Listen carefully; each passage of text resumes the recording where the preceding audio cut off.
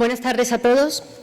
Hace casi un año, en plena pandemia, el 23 de julio de 2020, lanzamos esta iniciativa Impulsando Extremadura.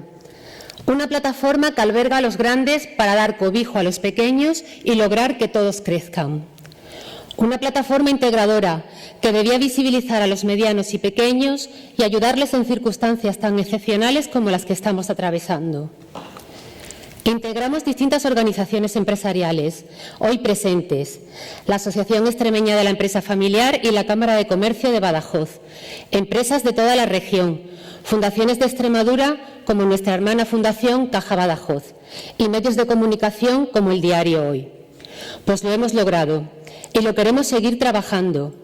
Hemos organizado programas de visibilización para que nuestros empresarios hablaran de sus empresas. Hemos realizado encuentros en las más estrictas medidas de seguridad sanitaria para transmitir conocimiento y buenas prácticas. Y estamos ayudando a un sector tan perjudicado como el de nuestra restauración, con la distribución de bonos descuentos entre miles de solicitantes. Hoy contamos con 3 de los mejores exponentes del tejido empresarial extremeño. 3 empresas con más de 100 millones de facturación cada una y con unos crecimientos dignos de admirar y aspirar a replicar. Aprendamos esta tarde de los más grandes. Comenzamos la jornada.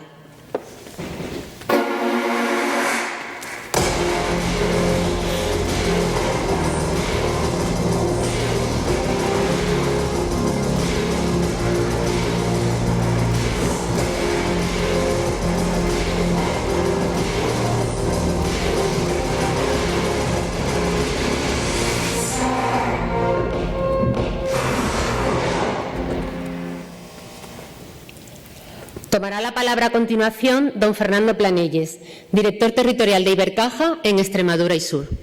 Quería agradecer a la Cámara de Comercio y a su presidente Mariano García Sardiña, que nos acompaña aquí esta tarde, y a la Asociación Extremeña de Empresa Familiar y a su vicepresidente Óscar Marín por apoyar este evento e Impulsando Extremadura.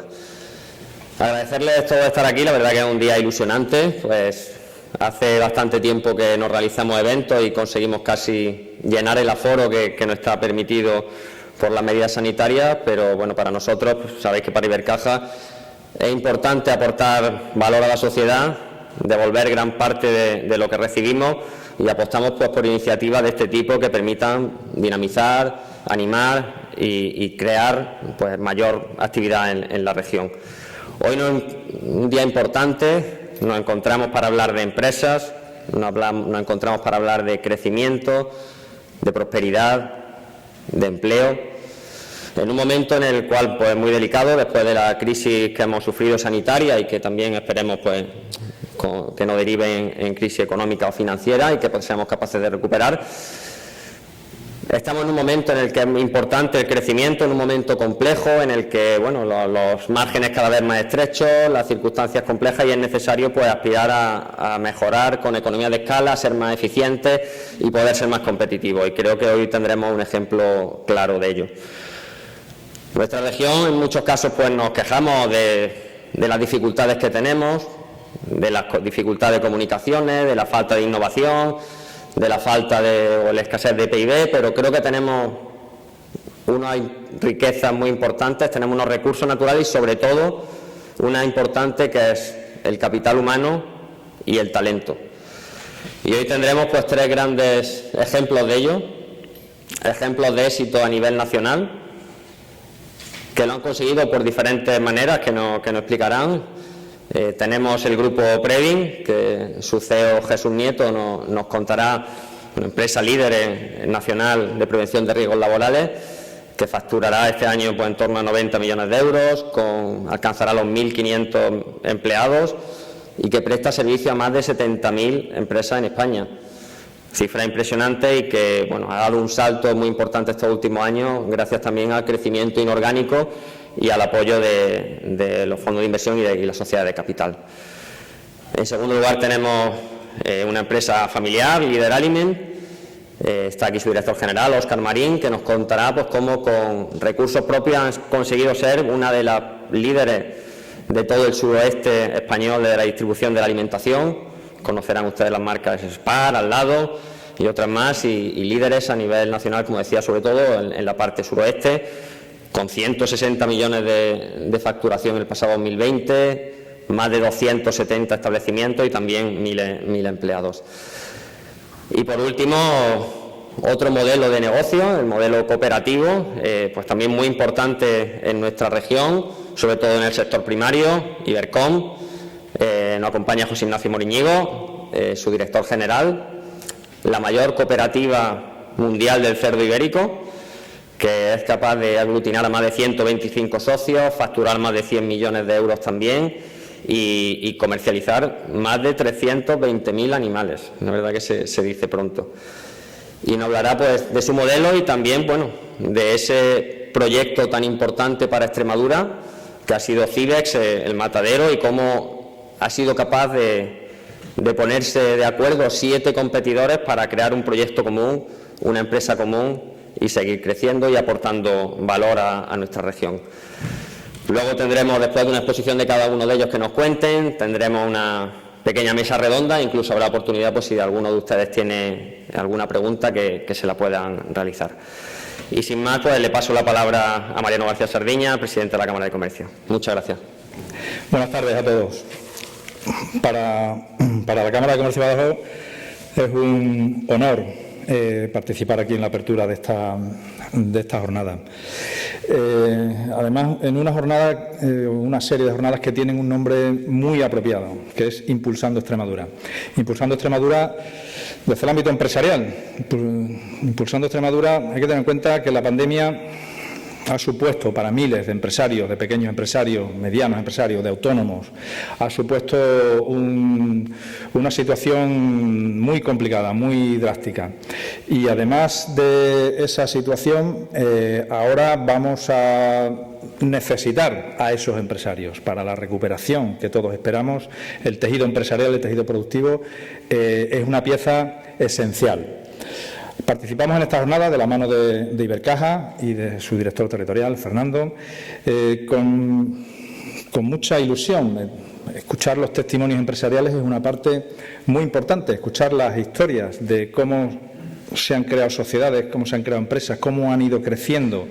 Hoy tenemos el grupo Previn, como ha dicho Fernando, tenemos Ibercom, tenemos Líder Aliment, que nos van a contar un poco su historia y también nos sirve para recuperar estos foros empresariales que yo personalmente echo muchísimo de menos y a los que les doy mucha importancia en lo que se habla aquí, en lo que se dice, en lo que intercambiamos, tanto aquí escuchando como luego, que poco a poco vamos recuperando la presencialidad. Me imagino que dentro de poco tiempo recuperaremos la cerveza o el vino que nos tomamos después del evento, en el que es cuando realmente podemos hacer negocios, podemos hacer contactos, podemos conocer gente interesante, gente nueva que no conocíamos y a la que nosotros le damos mucha importancia. La Cámara de Comercio ha invitado hoy, ha hecho una invitación a los empresarios, a un grupo de empresarios, y ha querido también, porque le damos mucha importancia, invitar a todos los alumnos de la Escuela de Negocios de la Cámara, porque es importante que vayan conociendo las realidades empresariales, que vayan viendo que las empresas se crean, que se pueden crear desde cero, que pueden crecer, que desde la nada se puede crear una gran empresa, que todo es cuestión de trabajo, de talento y de sacrificio, pero que se puede y que lo vayan viendo. Esta semana se está celebrando la Semana del Orgullo Gay y, por cierto, en un asunto en el que la empresa ha sido una palanca de igualdad enorme. Y tenemos que decirlo, en el ámbito de las empresas se ha trabajado muchísimo en ese asunto y se sigue trabajando.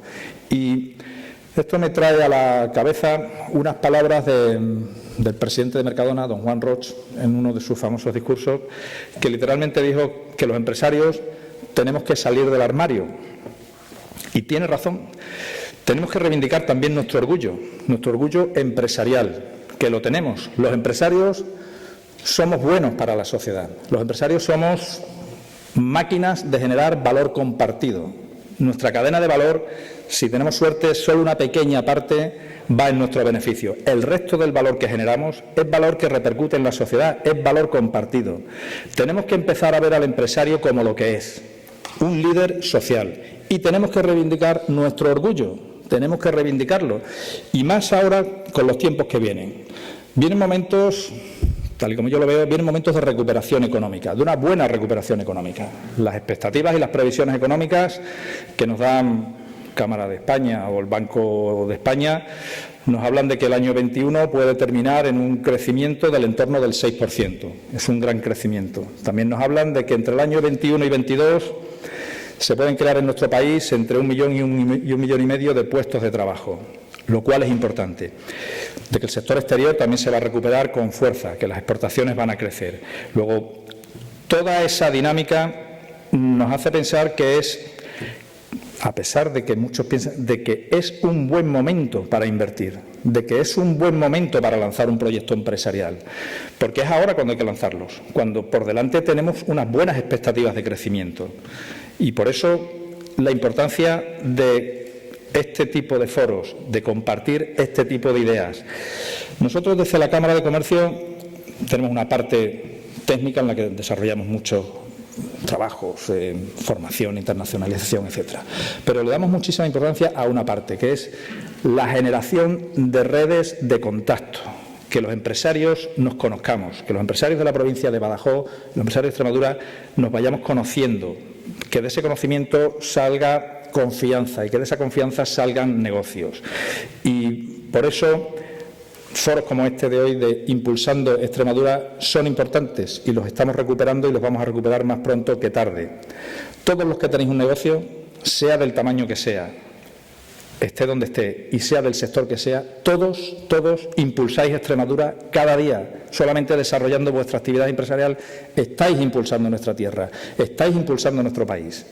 Os quiero dar a todos un mensaje fuerte de ánimo y también deciros que aquí no se rinde nadie, que aquí hay que pelear hasta el último aliento y que tenemos que seguir luchando como siempre lo hemos hecho. Mucha suerte y muchas gracias. Muchas gracias. Pasamos a continuación a las intervenciones de los representantes de las empresas que hoy nos acompañan. Y vamos a empezar por Grupo Previn con su director general, don Jesús Nieto. Este tipo de foros, que como decía Mariano, creo que son muy importantes porque tenemos que pasar de un entorno competitivo a un entorno cooperativo.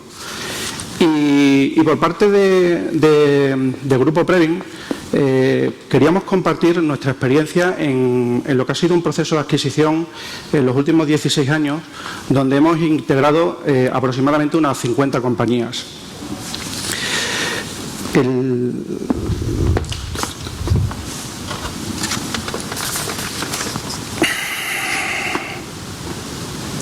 Aquí. Bien. Para ello, básicamente, habíamos planteado un proceso de reflexión de lo general a lo particular a través de 5 hitos. La primera pregunta que nos haríamos desde un sector empresarial, desde una empresa, es si tiene sentido el crecimiento inorgánico, el crecimiento por la vía de adquisición. Y en este sentido, la biología va en sentido contrario. Por cierto, la madre naturaleza, en un entorno VUCA, entorno volátil, incierto, complejo y ambiguo como el que tenemos actualmente, nos da muchas claves, muchos códigos que podemos trasladar al mundo de la empresa en términos de soluciones. ¿Qué nos dice la biología? La biología lo que nos dice es que la fuerza de un animal es proporcional a la superficie de su masa muscular. De la misma forma que la fuerza o la capacidad de compresión de un pilar es proporcional a su superficie. Si yo hiciera el ejercicio de reducir mi altura en 10 partes, es decir, a la 10ª parte, mi superficie se reduciría en 100 y mi volumen se reduciría en 1000. ¿Qué nos está diciendo la biología? Que el tamaño nos hace ineficiente. Por tanto, la primera reflexión es que desde el punto de vista empresarial, el volumen no es un diferencial. Tenemos sectores que tienden a la fragmentación, sectores que tienden a la consolidación y sectores que ante un cambio disruptivo, como por ejemplo pueda ser la tecnología, pueden iniciar un proceso de fragmentación o un proceso de consolidación sectorial. Por poner un ejemplo, los taxis, ¿no? Antes el activo subyacente era la licencia y el taxista. Aparece una plataforma tecnológica como Uber y realiza un proceso de consolidación sectorial, con un aspecto muy importante que va por la vía del capital, que también es un elemento importante en esta nueva creación de valor.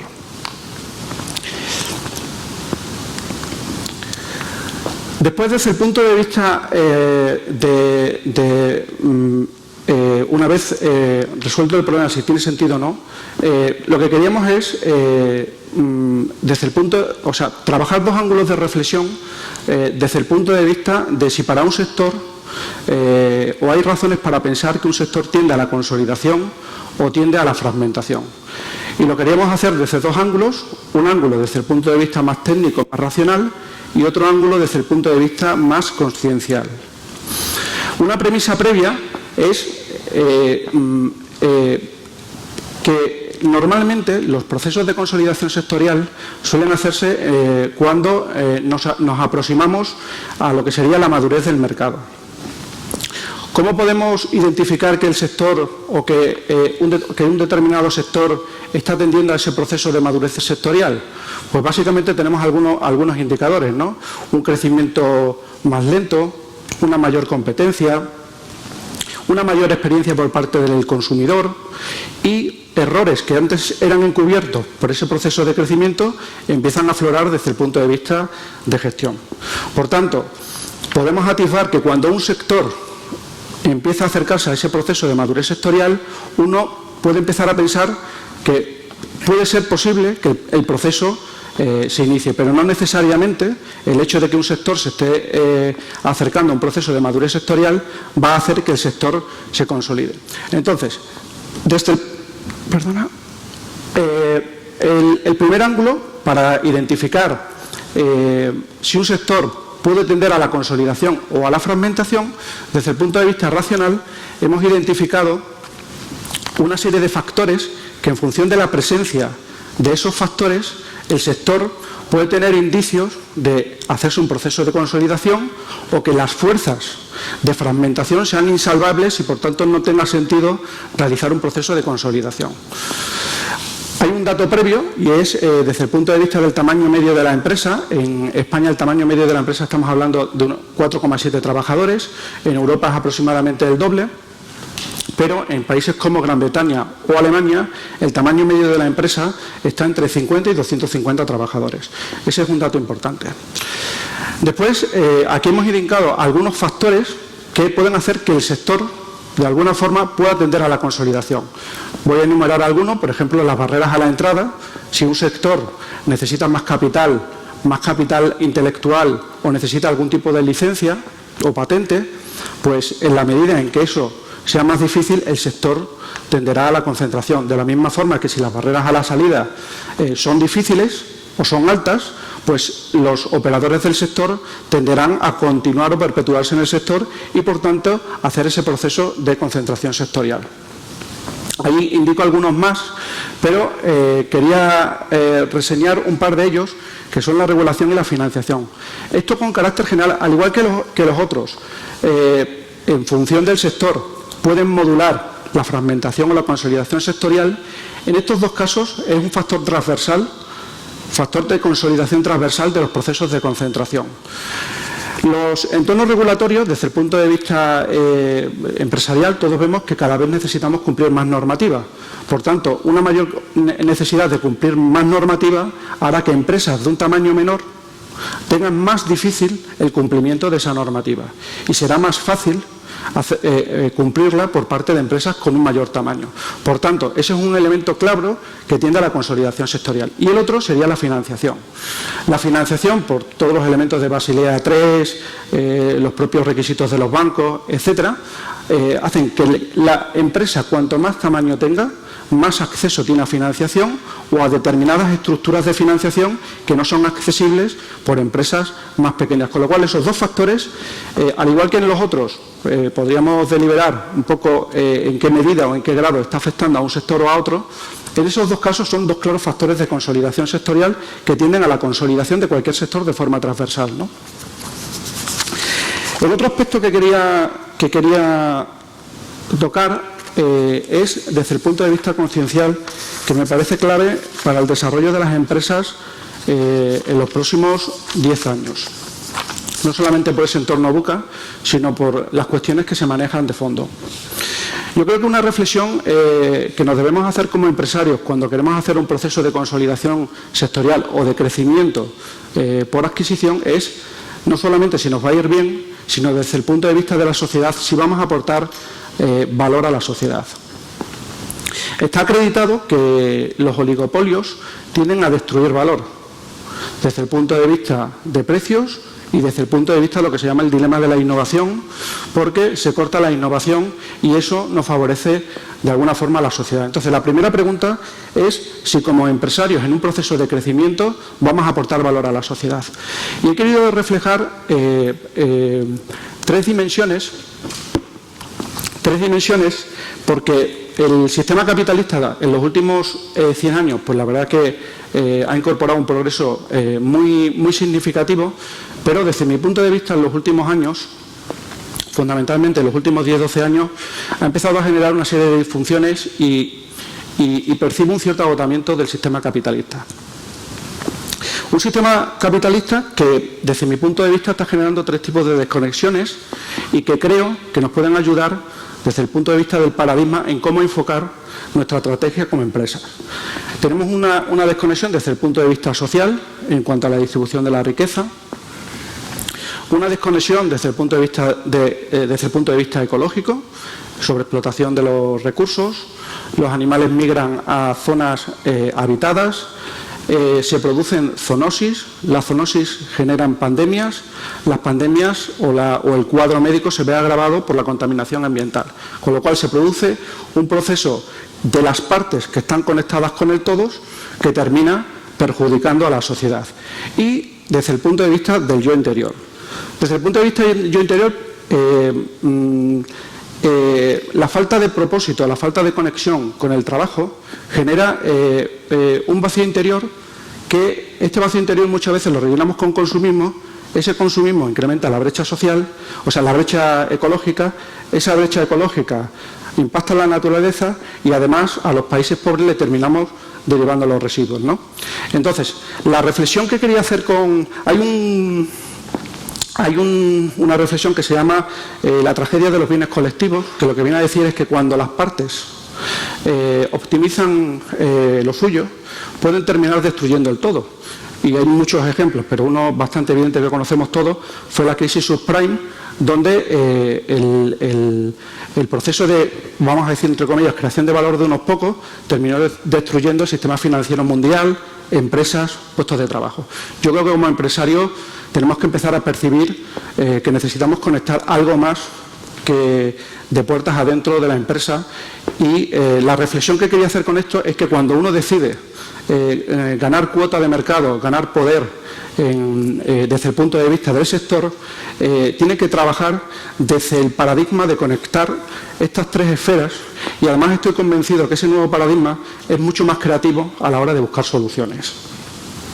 Por tanto, desde el punto de vista del crecimiento inorgánico, dos reflexiones. La parte racional, donde nos permite de alguna forma inventariar o racionalizar si tiene sentido un proceso de consolidación o realmente va a ser muy difícil superar las barreras de la fragmentación, y un aspecto que nos parece que, por lo menos a nuestra organización, nos parece absolutamente clave, es conectar esas tres esferas con la estrategia y con las operaciones críticas de la compañía. Bueno, pues una vez que hemos llegado a la conclusión de que nos estamos acercando al proceso de madurez sectorial y que además serán las condiciones para que se cree valor a través de un proceso de consolidación sectorial, previamente hacemos un proceso de preparación. Aquí he querido de forma sintética reflejar algunos aspectos que me parecen importantes. La parte clave son las personas, un equipo perfectamente integrado, comprometido, profesional y que forme parte activa del proceso pre-adquisición y post-adquisición. Es decir, lo que no funciona es que el equipo directivo se entere de la adquisición el día antes o el día después, sino que forme parte del proceso y que ayude a la organización a prepararse para hacer un proceso de adquisición.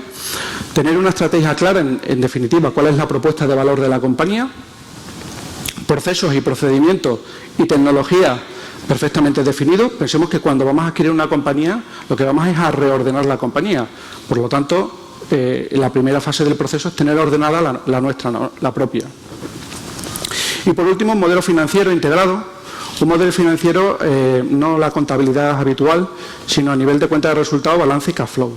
¿Por qué? Porque muchas de las implicaciones que tendremos que evaluar a la hora de adquirir una compañía, pues será ver desde el punto de vista financiero si tiene sentido o las palancas de creación de valor están suficientemente reflejadas desde el punto de vista del modelo financiero. Por tanto, la preparación de esas tres esferas y especialmente la de personas es absolutamente clave para tener éxito dentro del proceso de adquisición.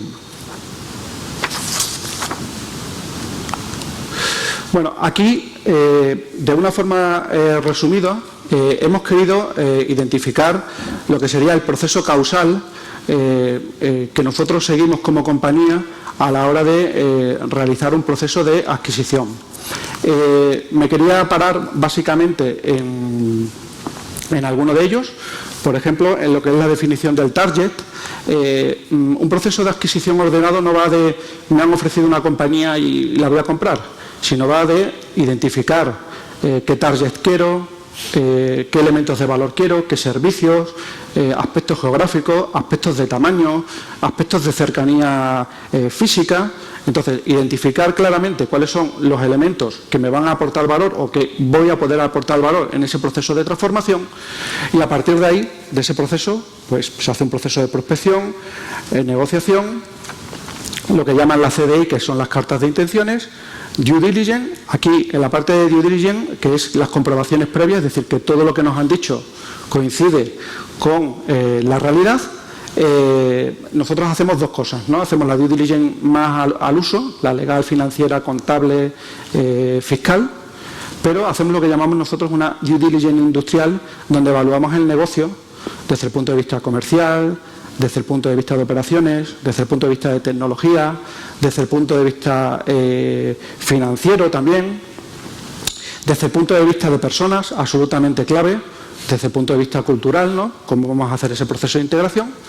Y después elaboramos lo que llamamos un par de documentos que denominamos plan de integración, que lo que hace es identificar las operaciones claves y cómo las vamos a transformar, y la parte de sinergias, que básicamente lo que pretende es darle traslado a ese plan de integración operativo desde el punto de vista financiero. Por eso es tan importante tener conectado bien y tener profesionalizado el modelo financiero a nivel de cuenta de resultados, balance y cash flow. A partir de aquí, al día siguiente, con un dato previo, aproximadamente, según los datos estadísticos, 8 de cada 10 adquisiciones no crean valor, destruyen valor. Por tanto, es muy importante no solamente identificar toda esa trazabilidad causal, sino el día N+1, después de la integración, que haya un proceso ordenado desde el punto de vista de metodología de seguimiento y de integración. Hay una frase que se dice en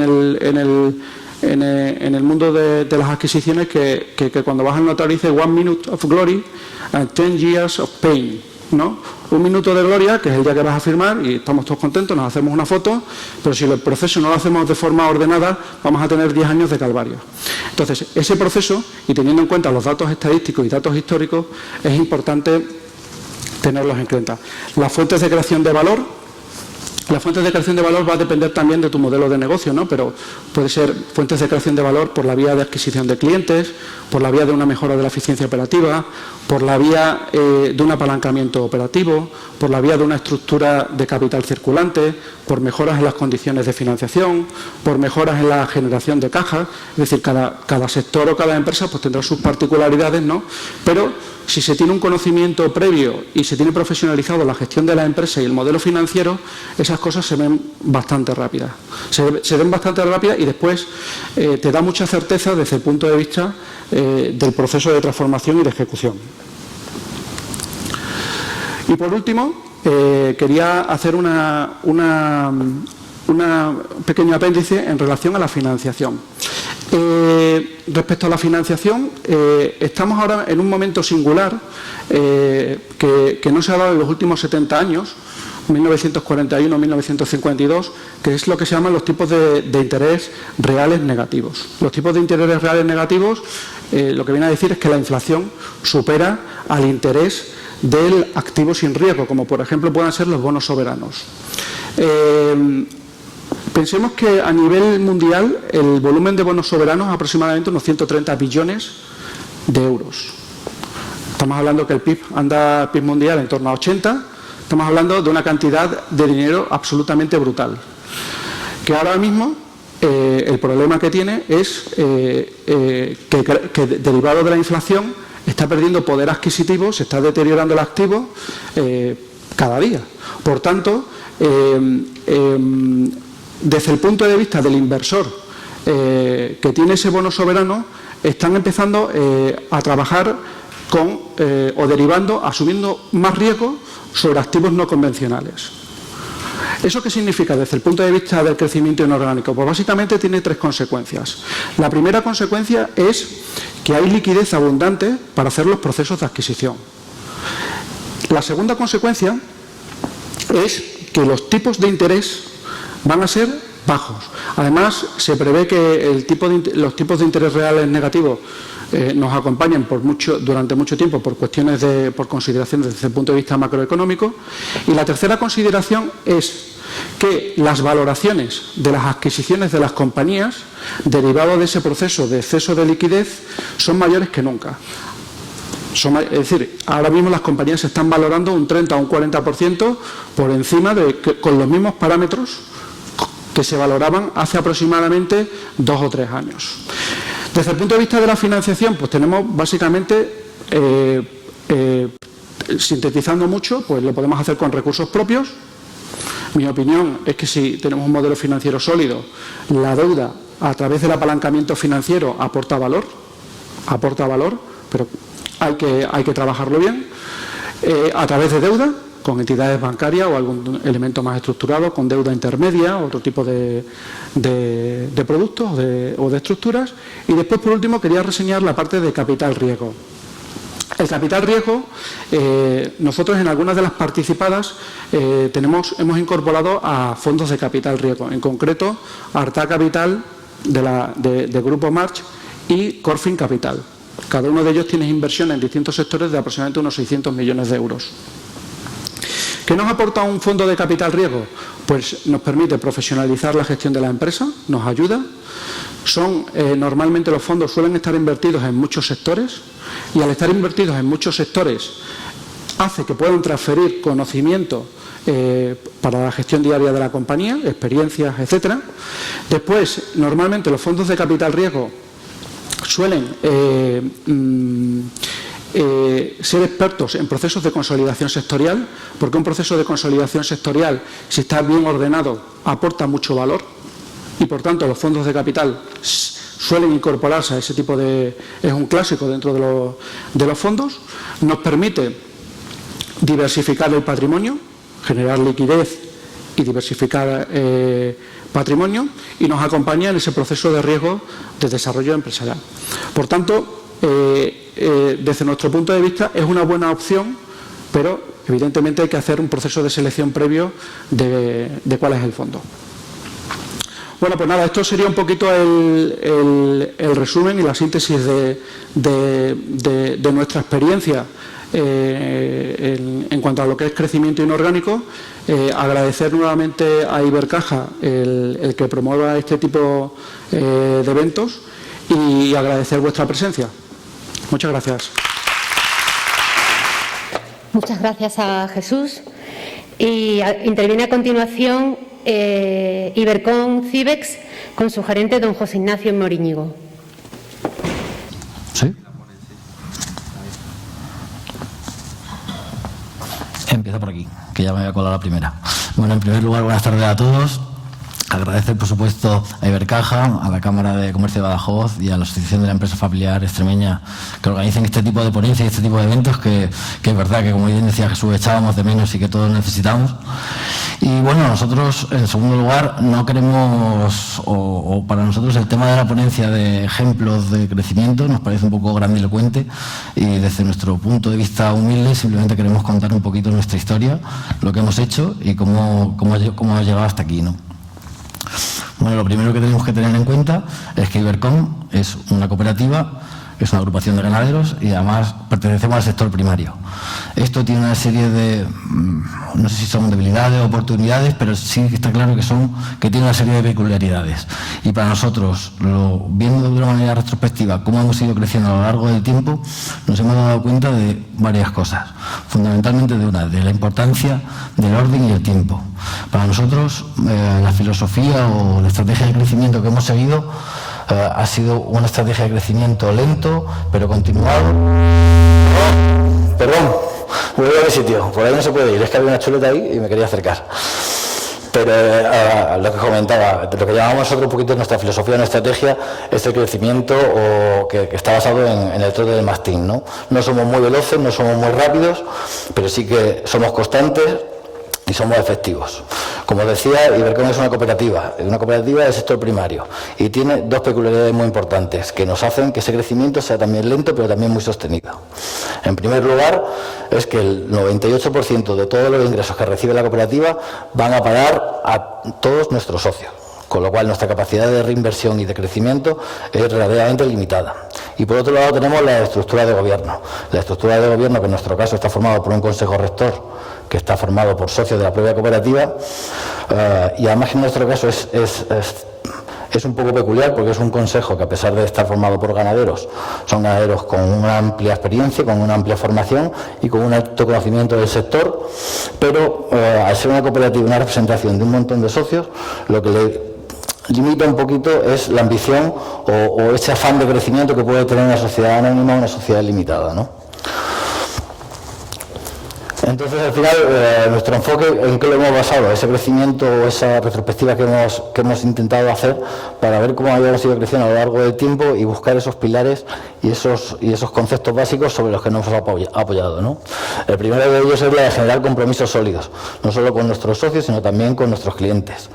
Que estos compromisos sólidos generados, además, lo que hemos intentado es ser lo más transparente posible y potenciar continuamente y sin dejarlo una transparencia absoluta y una confianza generada entre ambas partes, entre la parte productora y la parte de nuestros clientes. Y todo esto lo hemos nutrido con diferentes tipos de inversiones, no solo inversiones financieras y también inversiones en recursos humanos fundamentalmente y en investigación, desarrollo e innovación. ¿Cómo hemos crecido nosotros? Bueno, pues nosotros hemos crecido inicialmente inorgánicamente con la adquisición de socios o la constitución de la cooperativa con diferentes socios, pero fundamentalmente hemos crecido orgánicamente. Es un crecimiento desde dentro de la cooperativa, donde el nivel de socios no se ha incrementado desde 2007-2008, pero sí que se ha incrementado muchísimo el volumen de producción de cada uno de estos socios. Y para nosotros este ha sido, sin duda alguna, el motivo fundamental de nuestro crecimiento o de nuestra historia. Y al final ha sido entender la dinámica de las relaciones interpersonales y de interempresas, para conseguir ser, o por lo menos intentarlo, ser el mayor compañero de viaje de cada uno de nuestros clientes y socios. Entender que la cooperativa al final son más de 124 ganaderos, que cada uno de ellos son ganaderos independientes, son sociedades limitadas, sociedades anónimas, comunidades de bienes, algunos de ellos facturando más de varios millones de euros, y nosotros, desde la cooperativa, con nuestros 20 trabajadores, tenemos que ser capaces de unificarlos a todos, de que todos sean capaces de producir de una manera homogénea y que además todos miren y busquen los mismos objetivos desde un punto de vista común, ¿no? Y no solo poner de acuerdo a todos estos socios, sino que además la cooperativa tiene más de 100 clientes, cada uno de ellos con intereses totalmente dispares o con intereses incluso contrapuestos entre sí, y tenemos que interrelacionar toda esa producción de ganaderos socios con toda esa diversidad de clientes y conseguir seguir avanzando.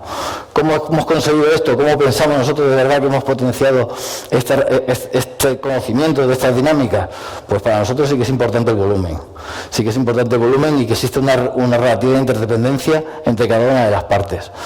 Tenemos que tener unos tamaños adecuados para que Evidentemente no podemos ser dependientes ni nosotros de nuestros clientes de nosotros, ni nosotros de nuestros socios, ni nuestros socios de la cooperativa, pero sí que tiene que tener un tamaño relativo que nos permita poder cubrir todas sus necesidades y todo su espectro de objetivos, ¿no? Tanto en un sitio como en otro.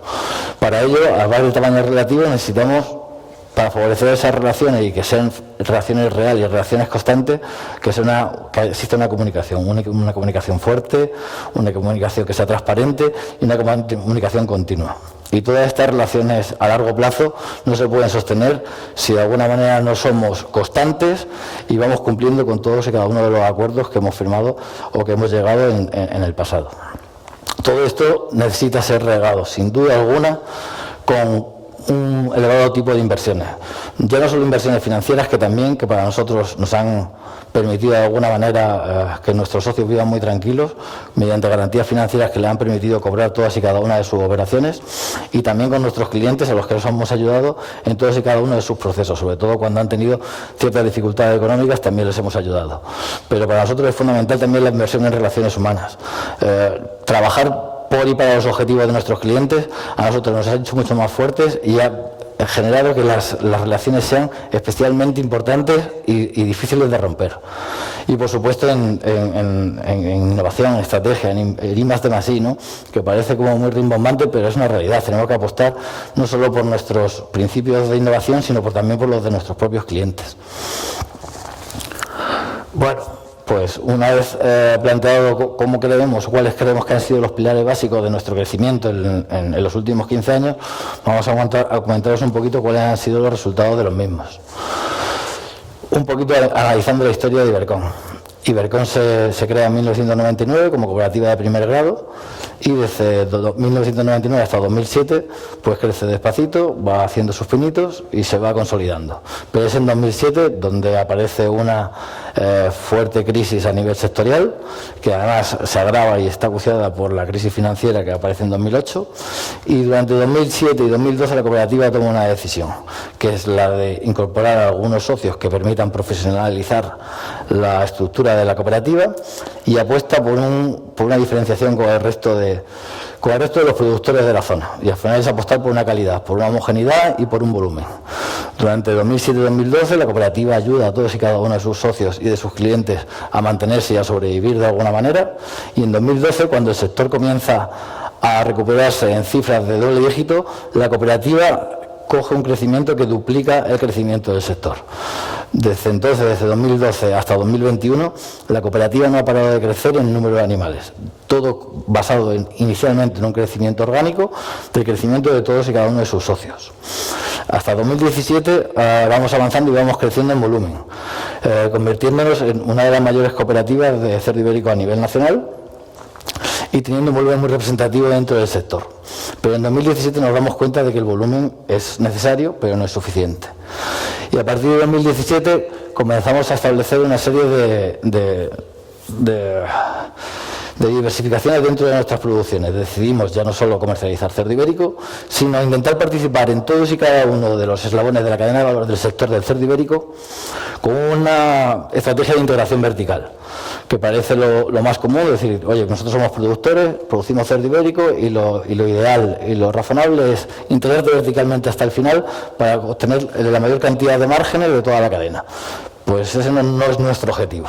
Nuestro objetivo ha sido el de participar en todos y cada uno de los eslabones de la cadena de valor con el único ánimo de intentar generar el mayor valor para nuestros socios y clientes, conocer los márgenes de cada uno de los eslabones de la cadena de valor, ver las dificultades que tienen cada uno de nuestros clientes y de nuestros socios en cada uno de esos eslabones, para en 2020 sentarnos y establecer ya no una cadena de valor como tal, sino una red de valor, mediante asociaciones y crecimiento inorgánico, asociaciones con nuestros clientes y con nuestros proveedores para poder crecer de una manera diferente.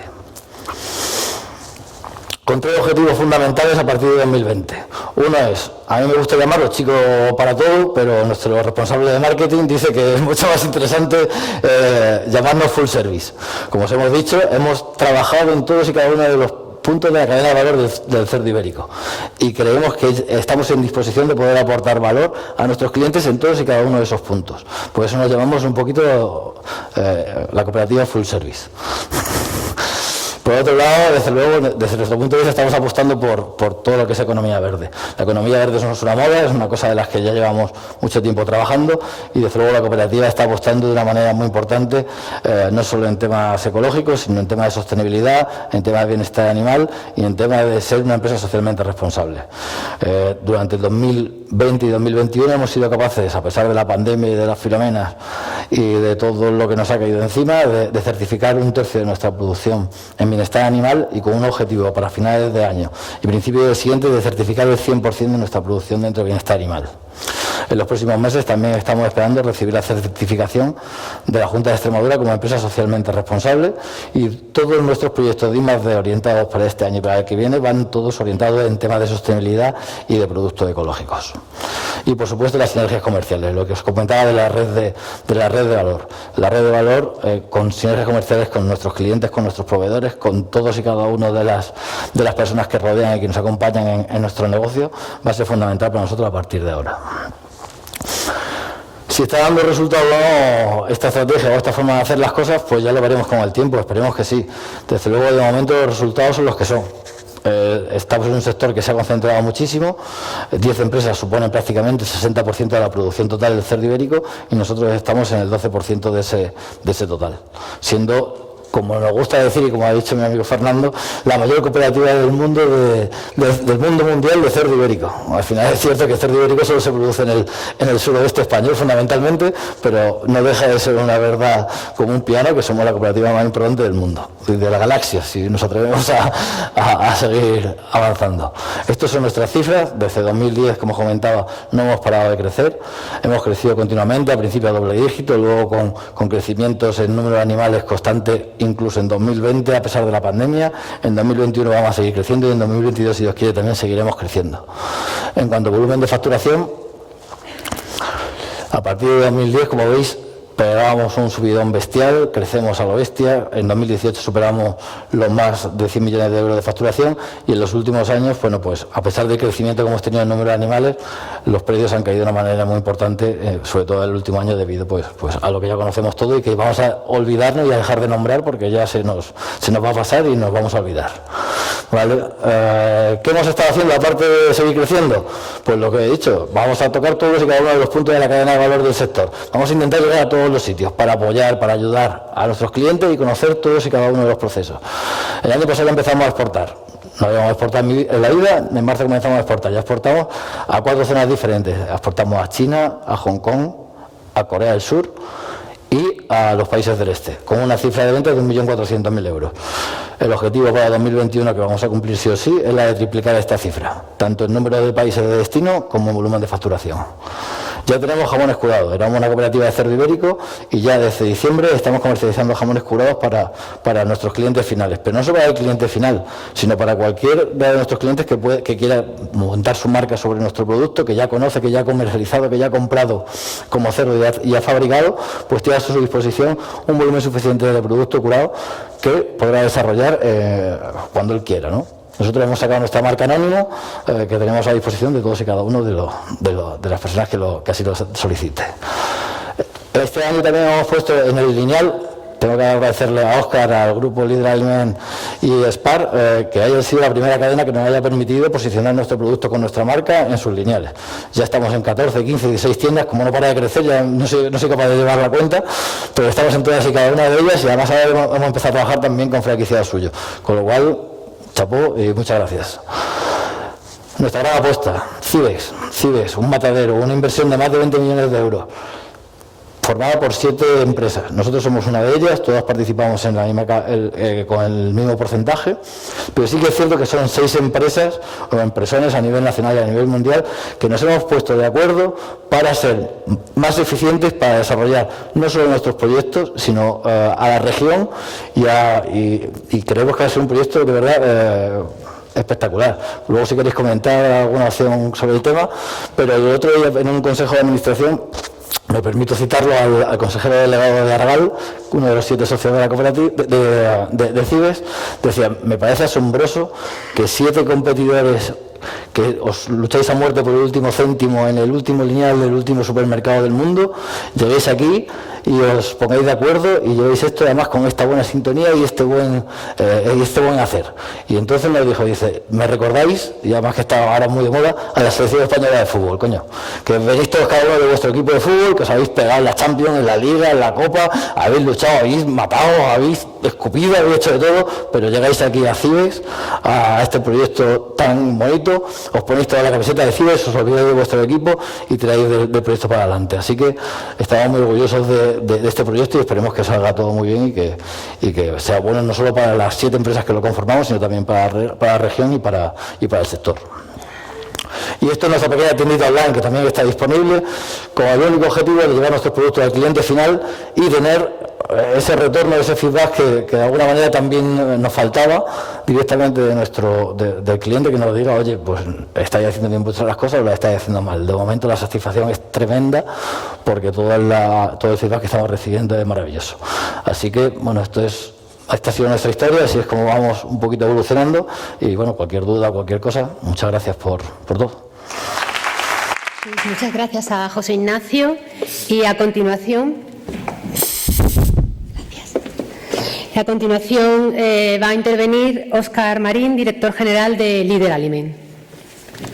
Decía que el vídeo venía a colación porque refleja muy bien lo que queremos explicar hoy, ¿vale? que son las alianzas. Es decir, nosotros en nuestro sector el tamaño sí importa mucho y ahora veremos por qué. Los volúmenes son muy importantes. Trabajamos en un sector de grandes volúmenes y poco margen y todo lo que sea sumar es muy importante. ¿Qué ocurre? Que a veces crecer es muy difícil, ¿vale? Y crecer con recursos propios es muy difícil. Incluso crecer inorgánicamente es muy difícil. Por eso vamos a ir viendo cómo determinadas alianzas, como el caso del asociacionismo, hacen que podamos competir en igualdad de condiciones con gente muchísimo más grande que nosotros, ¿vale? Y lo vamos a ir viendo a lo largo de una pequeña presentación que hemos preparado. Que además, lo bueno de estas presentaciones es que valen para ordenar todo lo que se ha hecho durante los últimos años, lo ordenas metódicamente y parece que haces esto primero y luego creces, pero no es así, ¿vale? Pero uno actúas y luego haces este resumen. A ver.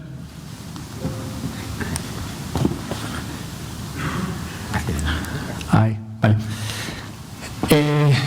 Este índice, hacemos una reflexión previa, ¿vale? ¿Por qué es necesario crecer en nuestra empresa y en todas las empresas? O sea, ¿es imprescindible crecer? ¿Necesita una empresa crecer para subsistir o no? Porque crecer desgasta y crecer requiere una inversión y crecer requiere unos recursos.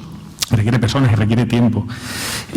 Por eso yo creo que la primera reflexión que debemos hacer todos es si es necesario el crecimiento en la empresa, ¿no? Luego vamos a hablar un poco de crecimiento orgánico e inorgánico, porque en nuestro caso, ya lo veremos al final, creemos que somos el resultado de un modelo híbrido, ¿vale? Hemos crecido orgánicamente, pero hemos crecido gracias a un previo crecimiento inorgánico que iremos explicando ahora.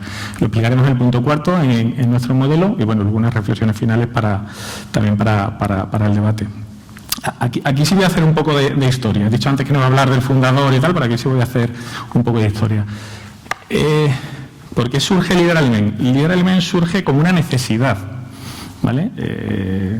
Mi padre, aquí presente, fundador de la compañía, nos ponemos en los años 90, algunos los vivisteis y otros sois muy jóvenes, pero en esa época se produjo una de las grandes disrupciones en la distribución europea y por ende española.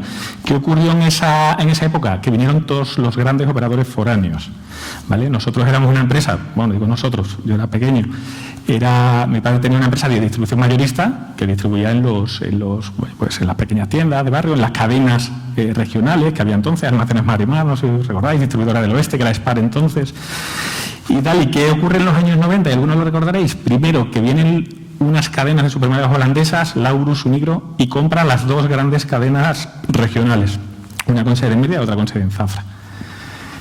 ¿Qué ocurre? Que esos eran los principales clientes de nuestra compañía. ¿Qué ocurre? Digo, madre mía, si estos tíos vienen de Holanda y compran estas empresas, evidentemente se van a quitar a todos los intermediarios del medio. O sea, mi papel como mayorista de estas empresas puede desaparecer. Y a mayor abundamiento, de repente ahí vienen unos señores franceses, unos llamados Pricas, otros llamados Continente, aterrizan en Badajoz, luego en Cáceres, luego en Mérida, luego tal, y bueno, y el caos, o sea, el Ragnarok, como dicen los escandinavos de la distribución en España y en Extremadura. ¿Qué hace esta empresa? Que Salsa, distribuidora de Extremeña Alimentación. Había otro tercer operador en el sector de supermercados, que era Comercial Los Valeros, una empresa con sede en Villafranca de los Barros, y en un momento dado decían adquirirla. ¿Por qué? Quieren comprar el mercado. Es decir, si mi mercado va a desaparecer, yo tengo que asegurarme mi mercado. O sea, no lo compran para iniciar un nuevo mercado, sino para garantizarse el abastecimiento. Y bueno, hay una operación corporativa y se crea una pequeña empresa de supermercados en Villafranca, que es el origen de la actual líder alimentaria y de la actual, como ha dicho Fernando en la presentación, pues líder en supermercados por facturación, por superficie en Extremadura y en el suroeste de España. ¿Por qué cuento todo esto? Porque cuando nos preguntamos por qué hemos de crecer, todo el mundo habla de las sinergias, ¿vale? Ahora vemos las sinergias, se producen muchas sinergias en el crecimiento, vosotros lo sabéis, pero yo siempre pongo una por delante de todo y siempre lo digo, ¿vale? Hay muchas sinergias. La pegué. ¿No? A ver, perdón. Ahora no voy para atrás. ¿Para dónde? Hacia adelante, en este. Hay que darle ojo, ¿no? ¿Vale? La primera, la subsistencia. Crecemos para sobrevivir. No se nos olvide. Si no crecemos, desaparecemos. ¿Qué quiere decir con eso? Que para nosotros el no crecer no es una opción. O creces o te vas. O sea, no hay otra. Luego hablaremos de factores que hacen que el crecimiento sea bueno y sea positivo y que son las famosas sinergias que todos conocemos, ¿no? Y que todo el mundo nos habla, ¿no? Pero la primera es sobrevivir. Si no creces, otro va a crecer por ti. Y si otro crece por ti, tú serás pequeño. Cuando seas pequeño dejarás de ser competitivo. Cuando dejes de ser competitivo, el mercado te expulsa. Cuando el mercado te expulsa, te quedas sin empresa. Entonces, la primera razón, subsistir. Es decir, crecer es una actitud y además, como he dicho antes, no es una opción, es lo que hay que hacer. ¿Qué tiene el crecimiento? Evidentemente nos aporta sinergias. Hablo de las nuestras ahora. Competitividad, ser más grande nos hace ser más competitivos. ¿En qué? Pues en nuestro caso es evidente, condiciones de compra. Yo puedo ir a José Ignacio a negociar un precio de su producto siendo muy pequeño, que igual ni me recibe porque no le merece la pena, siendo mediano, siendo muy grande. El grande siempre tiene ventajas en precio, tiene ventajas en margen. Con lo cual, en nuestro sector, el tamaño importa y mucho. En surtido, lo mismo.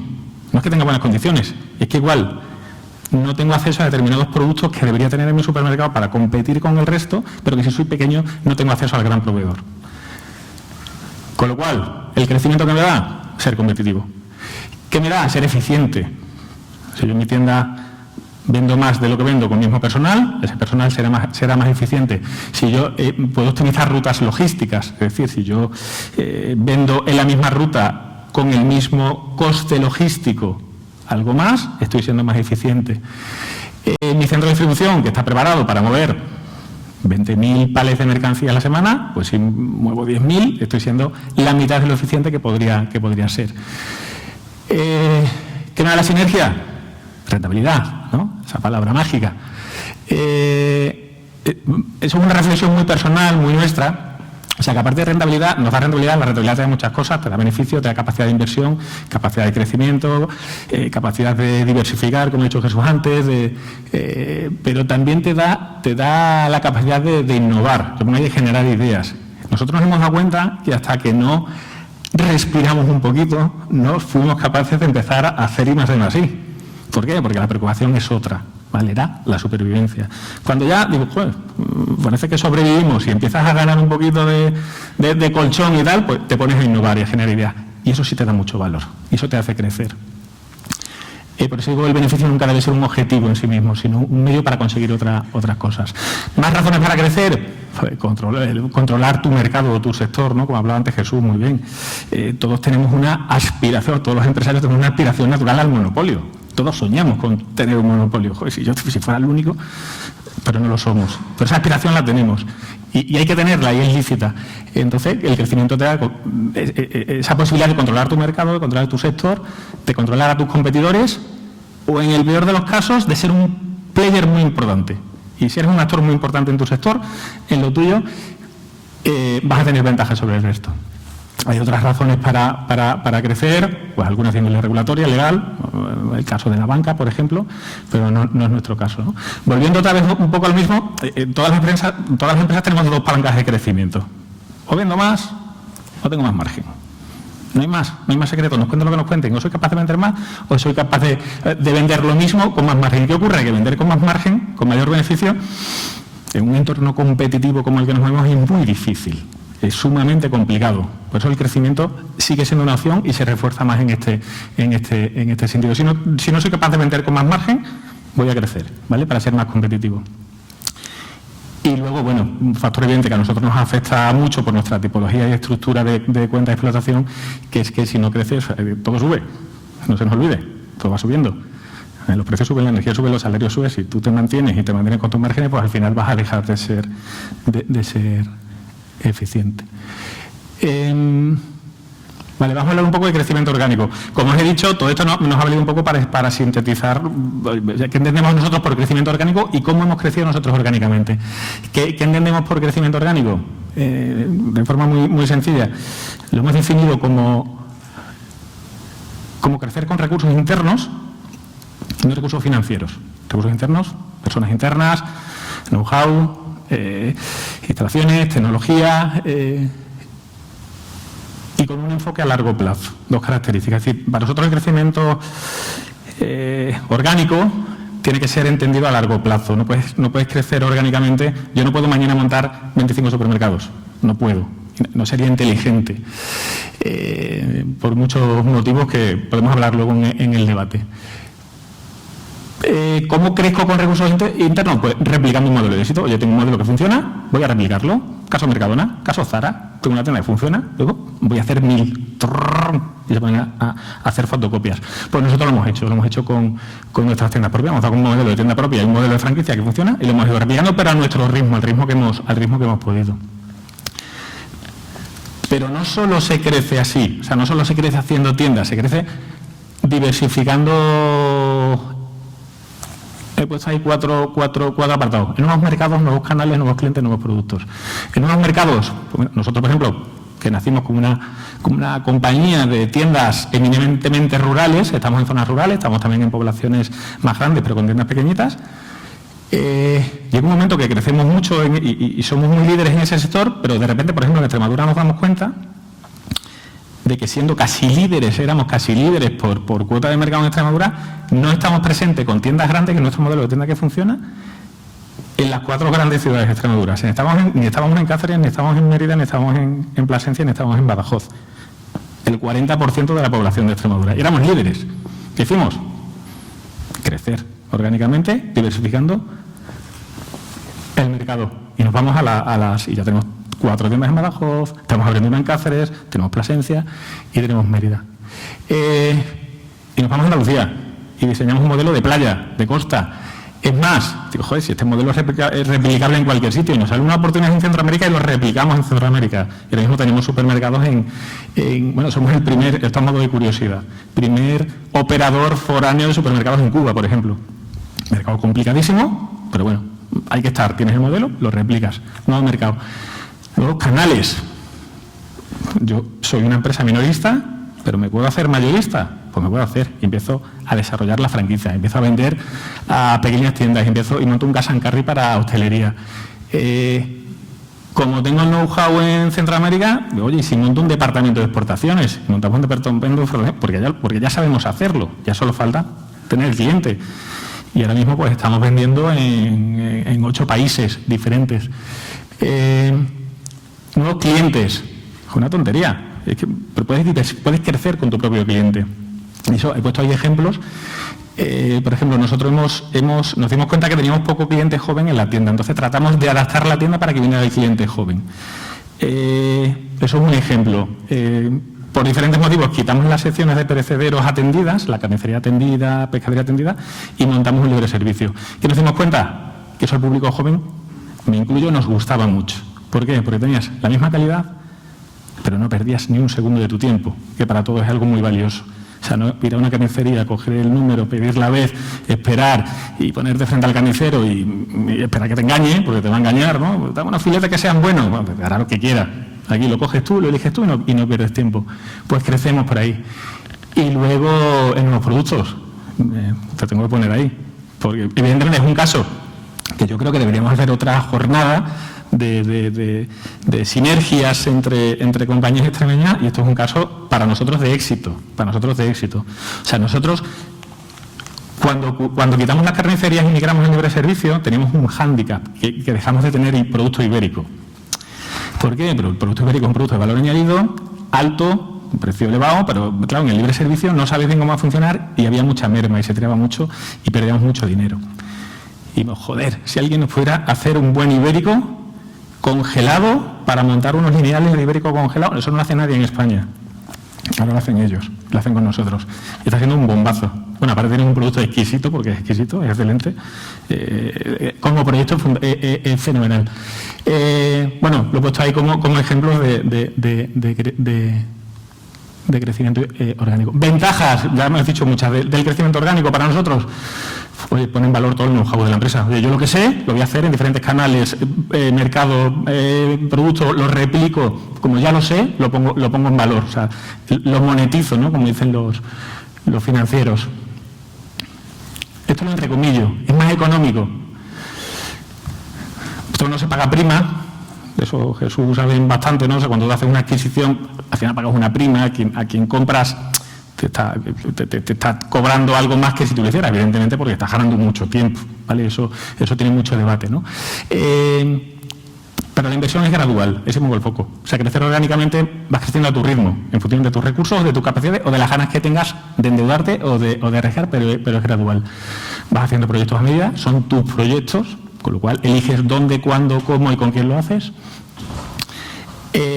Lo que he dicho antes, consecuencia de un proceso de aprendizaje, de prueba y error, con lo cual va siendo una mejora continua. Cada vez es más difícil equivocarte, porque testeas mucho tu modelo, entonces cada vez es más difícil equivocarte. Y una cosa que para nosotros es muy importante, por nuestro carácter de empresa extensiva o intensiva, perdón, en mano de obra, son las personas. Lo veremos luego con los inconvenientes del inorgánico. O sea, hacer tu propio modelo conlleva que las personas que formen parte de ese modelo, se vayan adaptando a tu cultura organizativa. Eso para una empresa de personas como la nuestra es muy importante. Es muy importante que todo el mundo esté alineado, ¿vale? Con una cultura y con una forma de hacer las cosas. ¿Inconvenientes del crecimiento orgánico? Pues evidentemente el tiempo. Pues se tarda mucho tiempo. Buscar localizaciones, proyectos de negociación, implantación, o sea, desarrollo. El coste, que lo entrecomillo, como he dicho antes, y luego hay un riesgo, es decir, el crecimiento orgánico no es garantía de que vaya a funcionar, aunque son modelos muy testados, pero tú cada vez que abres un nuevo establecimiento o abres un nuevo mercado o un nuevo cliente, pues siempre tienes el riesgo de que no funcione, ¿no? Y eso está ahí. Ver el crecimiento inorgánico, pues en su contrario. Recursos externos, corto plazo. Matizo, recursos externos no quiere decir recursos de fuera, no quiere decir con dinero de fuera, sino que recursos que están fuera y que están funcionando los integras en tu organización. ¿Vale? Básicamente, todo el mundo los asocia con inversiones en otras compañías, fusiones, adquisiciones, pero yo sí pongo mucho énfasis en el tema de alianzas, que veremos ahora y que salía en el vídeo introductorio. Para nosotros son muy importantes las alianzas, porque las alianzas nos permiten tener las ventajas de las fusiones y adquisiciones, pero sin incurrir en esas inversiones, ¿vale? Y un enfoque a corto plazo, también entrecomillado, quiere decir que obtengo volumen en poco tiempo. No quiere decir que sea un enfoque a corto plazo en cuanto a plan estratégico de la compañía. Evidentemente, un crecimiento inorgánico lo que requiere es un desarrollo de un plan estratégico relativamente amplio. ¿Ventajas e inconvenientes? Pues al revés de lo que hemos visto antes.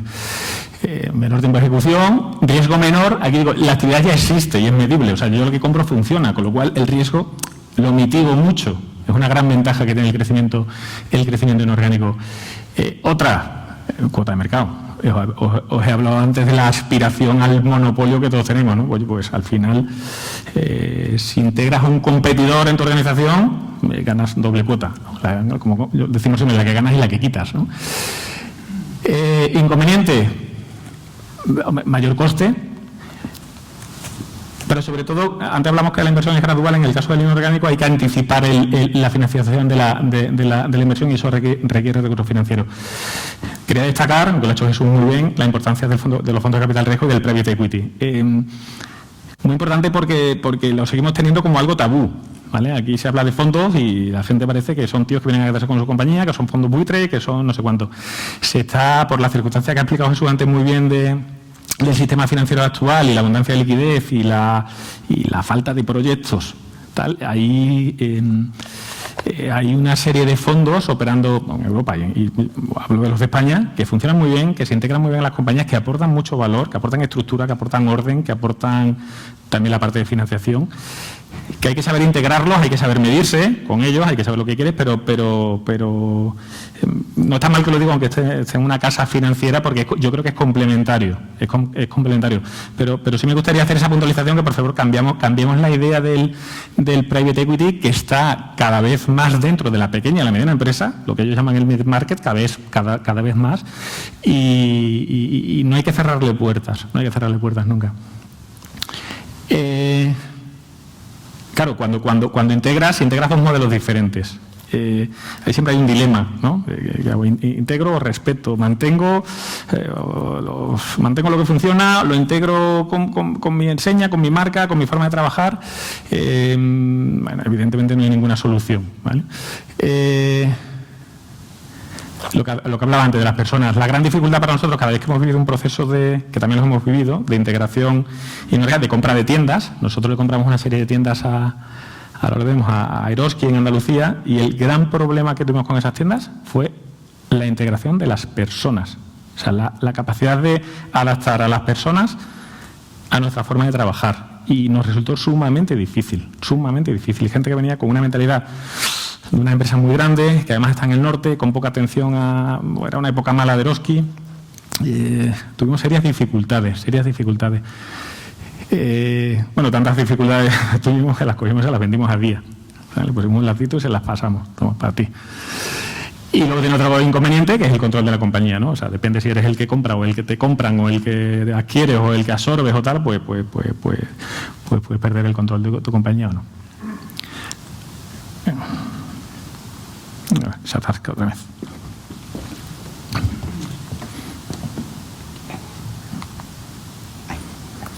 Vale. Aunque os he hablado ya un poco, pero ¿cuál es nuestro modelo?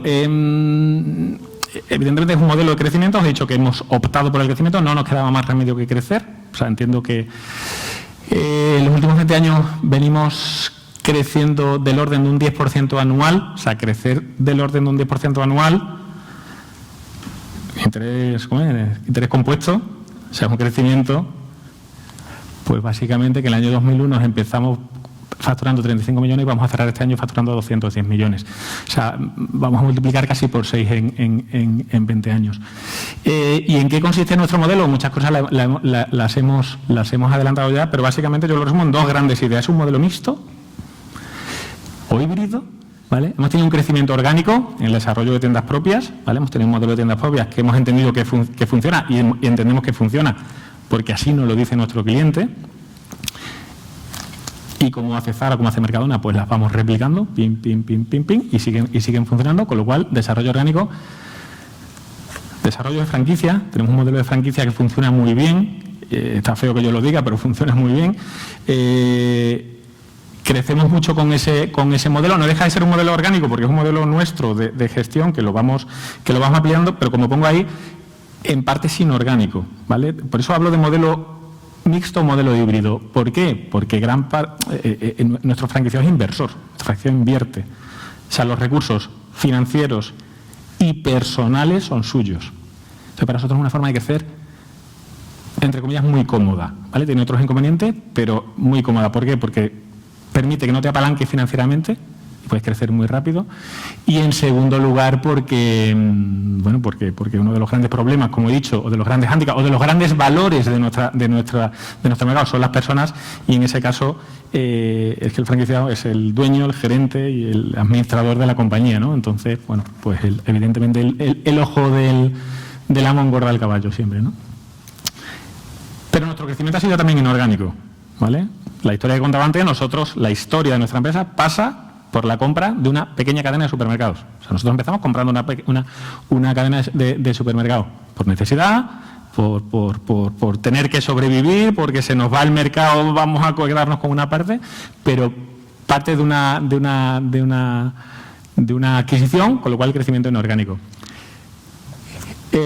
Integración en MD. ¿Qué es MD? MD es Euromadio Ibérica. Euromadio Ibérica es nuestra central de compras. ¿Qué es una central de compras? Pues eso lo hilo con el vídeo inicial y un poco con el asociacionismo y el cooperativismo que comentaba José Ignacio.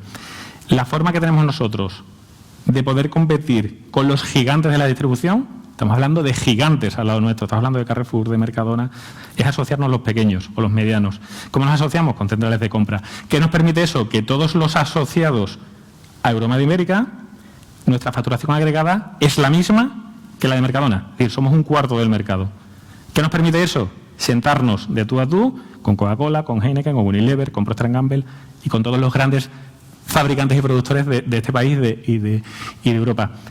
Eso es otro modelo de crecimiento, del que nunca hay que huir. No, yo voy por libre. No puedes ir por libre. Hay mercados donde no puedes ir por libre. Y aquí tienes que ir hacia atrás, tienes que integrarte. No es una integración vertical, es una integración horizontal, pero que nos da lo que realmente queremos, capacidad de compra. Yo nunca podría tener esa capacidad de compra creciendo orgánicamente. Yo no puedo ser Mercadona un día para otro, pero sí puedo tenerla asociándome con otros. Otro ejemplo de crecimiento inorgánico, nuestra franquicia Spar se inicia comprándosela a otro operador que estaba operándola en Extremadura, que era Grupo El Árbol. Grupo El Árbol tenía su marca, pero históricamente pues, tenía la marca Spar y la franquicia Spar, y nosotros se la compramos. O sea, de nuevo, nuestra plataforma de crecimiento es una adquisición. Adquiero y la hago grande, pero primero la adquiero y adquiero la base. En ese momento nos volvemos a integrar en Spar Española. Nos hemos integrado hacia atrás, hacia la compra, y ahora nos integramos hacia adelante, hacia la venta, hacia la marca. Tenemos una marca global. Vuelvo al vídeo del principio. He visto que nos salen 44 países. ¿Qué tenemos en común? Una marca, nada más. Una marca. Pero nos da presencia. Y luego, bueno, también hemos hecho operaciones de compra de tiendas propias a Grupo El Árbol y a Eroski, que comentaba antes, que desgraciadamente no ha sido lo más satisfactorio de la compañía. Entonces, modelo mixto, modelo híbrido y basado en alianza, fundamental. Con el foco en la compra, la segunda, que ya lo he comentado, integración en la central de compra, y con el foco en la venta, en Spar y sobre todo en la franquicia. Para nosotros la franquicia es una palanca de crecimiento brutal con recursos externos. ¿Vale? Reflexiones finales que las dejamos ahora para el debate. La primera la he obviado, hay que crecer. ¿Cómo hay que crecer? Pues de forma ordenada. También tenemos ejemplos, no dentro de la casa, pero sí en nuestro sector, de crecimientos desorbitados o exorbitantes que al final han acabado bastante mal. Vuelvo al caso Eroski, por ejemplo, que es un caso que tenemos muy cercano. Previendo, haciendo una buena previsión, recursos financieros y personales. Siempre que crezcamos tenemos que pensar si tenemos personas para crecer, si tenemos personas dentro de nuestra organización o si es un crecimiento inorgánico, si de fuera nos van a venir personas que nos ayuden y que nos aporten, ¿vale? Porque crecer sin personas es muy difícil. Integrando, no imponiendo, eso es un criterio nuestro. O sea, nosotros todo lo que hemos cogido lo hemos integrado, no hemos impuesto ningún modelo, y son muy british, en las mejores prácticas, ¿verdad? Hay que integrar supone respetar las mejores prácticas, pues siempre aprendes de alguien de fuera, siempre aprendes de lo que traes de fuera, y eso hay que mantenerlo. ¿Qué opción es mejor? Lo dejo para el debate. Las dos. No hay que descartar ninguna. Lo que pongamos ahí, si responden a los objetivos de la compañía, cualquiera es buena. Sí es importante que se hagan en el momento adecuado, ¿vale? Tanto una como otra. Que sepamos cuando la compañía te pide crecimiento inorgánico cuando tienes una base sólida, cuando tienes una estructura financiera potente, cuando tienes un equipo que pueda acometer una integración y cuando no, ¿vale? Hay que pescar en todos sitios, hay que buscar oportunidades, pero tampoco hay que perder el foco. Y bueno, y nada más. Muchas gracias.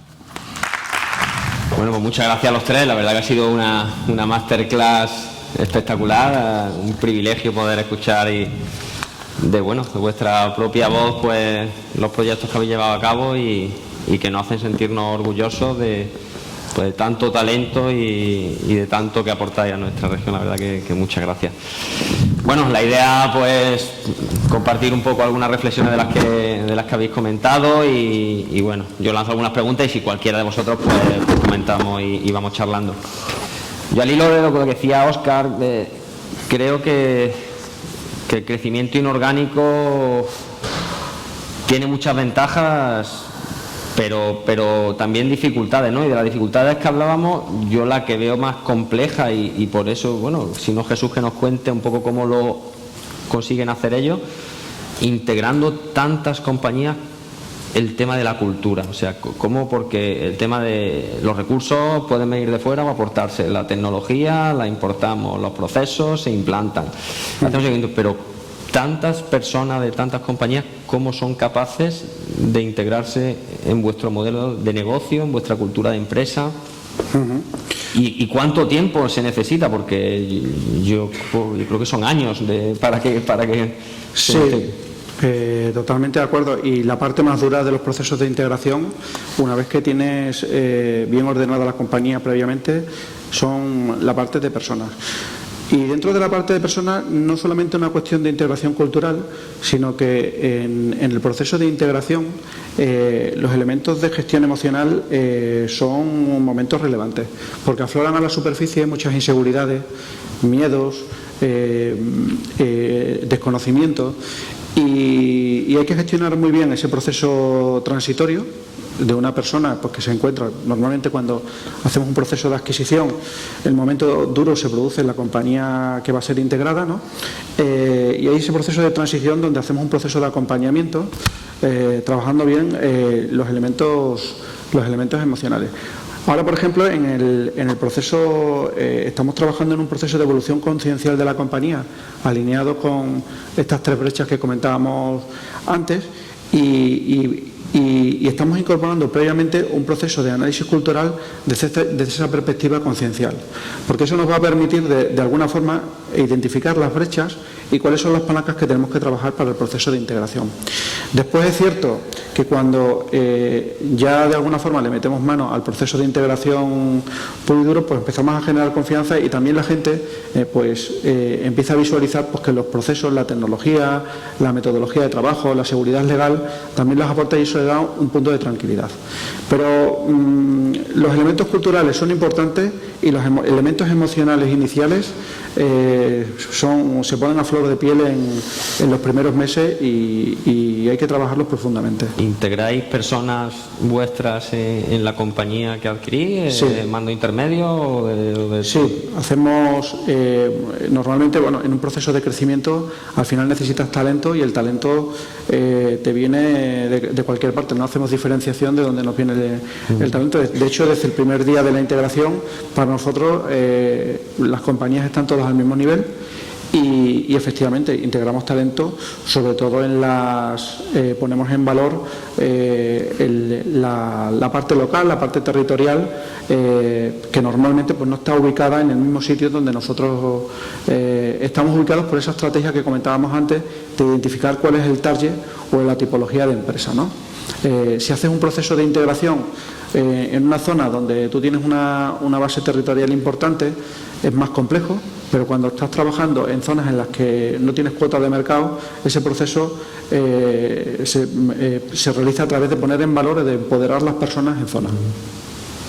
Muy bien, pues... A mí, perdóname, pero me parece envidiable que haya sido capaz de integrar a personas de otras compañías en la cultura de la empresa de la misma. Nosotros que estamos basados en un crecimiento orgánico, un crecimiento dentro de la propia cooperativa, ya nos cuesta establecer a las nuevas generaciones que van entrando en la misma esa cultura de empresa y de esfuerzo que tenemos los que llevamos desde el principio en la misma, así que ya adquirir nuevas compañías e inculcarle esa cultura me parece que debe ser una labor súper difícil. Facilita mucho la labor que le aportes, ¿vale? Y seguramente cuando llega Previn a una compañía más pequeña tal, sabe que le aportan valor, esa seguridad se torna seguridad.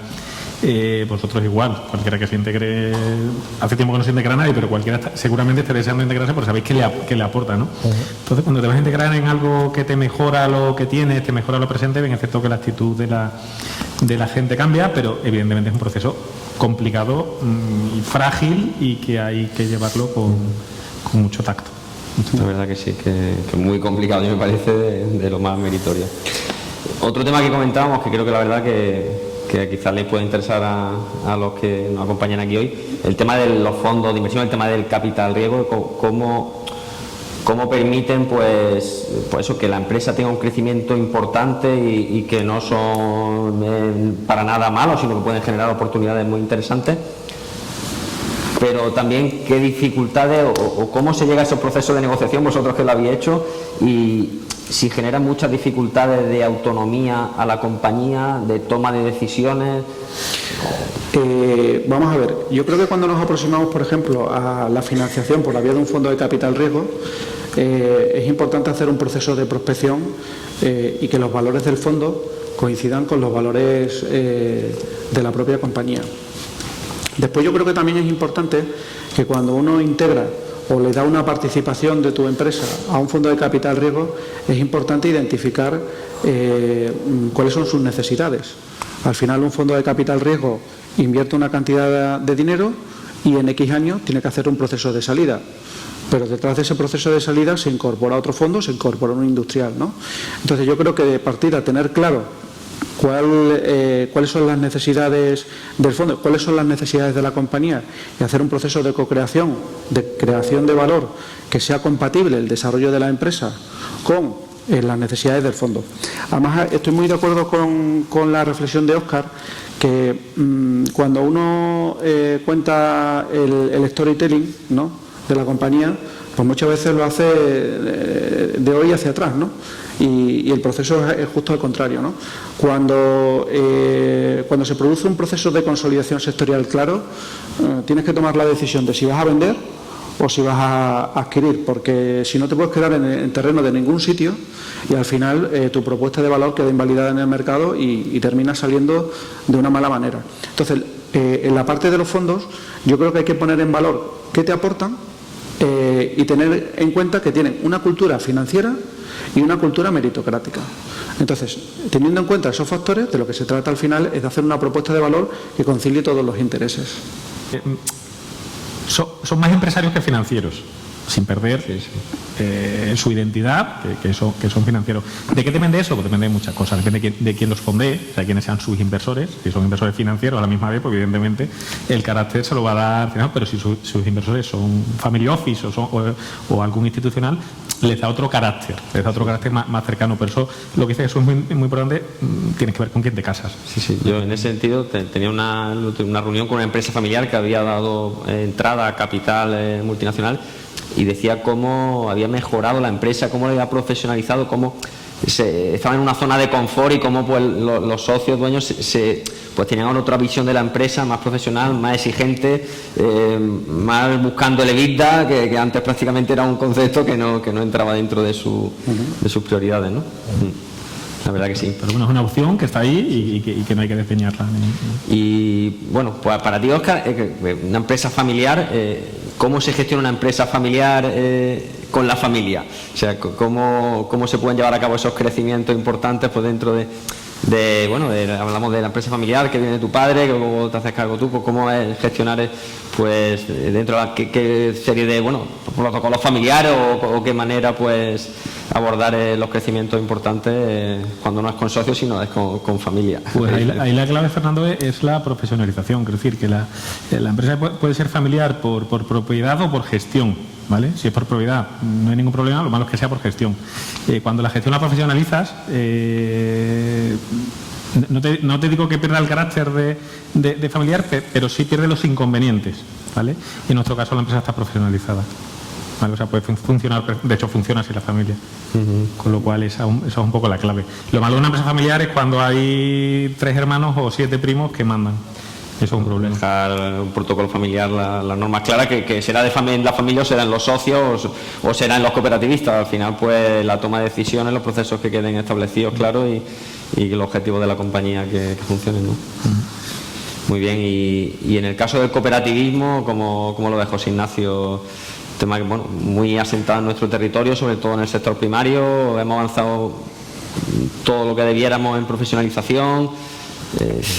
O tendríamos un camino por delante importante. Yo creo que nos queda mucho y además dentro del sector cooperativo, el sector primario, quizá el nuestro, el sector del cerdo ibérico, sea el más profesionalizado de todos, porque al final es un sector que ha crecido mucho en volumen, donde se han concentrado mucho tanto los productores como los clientes finales, y sí que se ha profesionalizado de una manera importante. El resto de sectores que a lo mejor están más subvencionados o reciben más tipo de ayuda directa, quizás todavía le queda un camino por delante importante.